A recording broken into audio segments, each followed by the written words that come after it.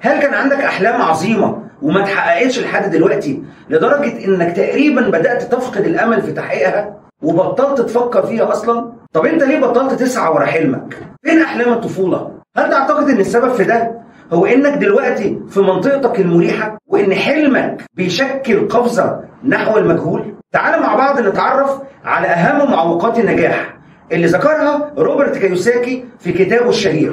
أول حاجة الخوف. مستحيل تلاقي إنسان عاقل بيحب خسارة المال، ده أمر طبيعي وفطري.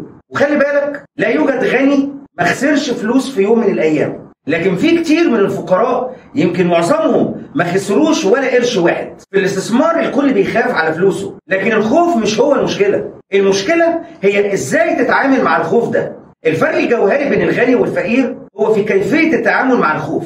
خلي بالك الخوف بيربطك بالأرض، لكن علشان تحلق مع النسور في السماء لازم تسيب الأرض، لازم تغامر، لأن اللي بيخاف من الفشل بدرجة مرضية ومبالغ فيها أكيد هيفشل. علشان كده هتلاقي كتير من الناس محرومين من النجاح، وده بسبب خوفهم من الخسارة. في مثل أمريكي بيقول الكل يريد الذهاب إلى الجنة، لكن الكل لا يريد أن يموت. لكن إذا كنت بطبيعتك بتحب التعقل والتروي وعدم المغامرة لا بأس، يعني روح الاستثمارات الآمنة، لكن ابدأ بدري واسرع الخطى علشان تلحق القطر.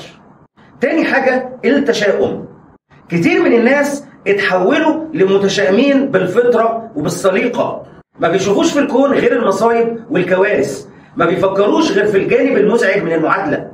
ايه اللي هيحصل لو البترول خلص، او انهار سعر العملة، او البورصة وقعت، او عجزت عن سداد القروض. باختصار المتشائمون دائما يشككون بينما الناجحون يحللون. طبعا عارفين قصة كولونيل ساندرز مؤسس محلات كنتاكي وهو في سن 66 عام، واللي حاول 1009 مرة عرض فيهم وصفته لطبخ الدجاج المقلي على المطاعم لحد ما وافق حد على خلطته بعد 1009 حالة رفض، ومن هناك كانت بدايته مع الملايين. وإديسون مخترع المصباح الكهربائي بعد عشرات المرات من المحاولات الفاشلة نجح في النهاية، ولولا إيمانه ويقينه التام بتحقيق النجاح وابتعاده عن التشاؤم ما كانش خلد اسمه وسطره بحروف من نور. ثالث حاجة الكسل.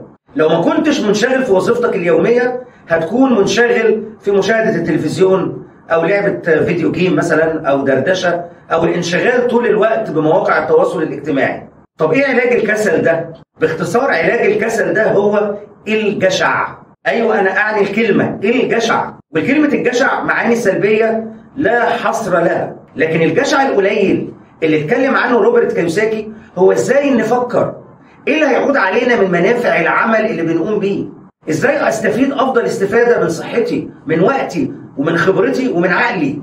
قليل من الجشع مفيد لأنه هيخليك أقل كسلا.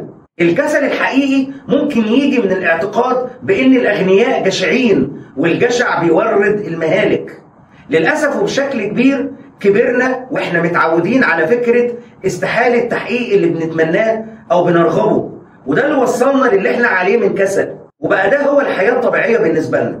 ابدأ من دلوقتي بشحن طاقتك وتغذية عقلك الباطن بأفكار إيجابية. درب عقلك على التفكير الحتمي في زيادة مصادر دخلك وخليها عادة مستمرة. رابع حاجة الغرور.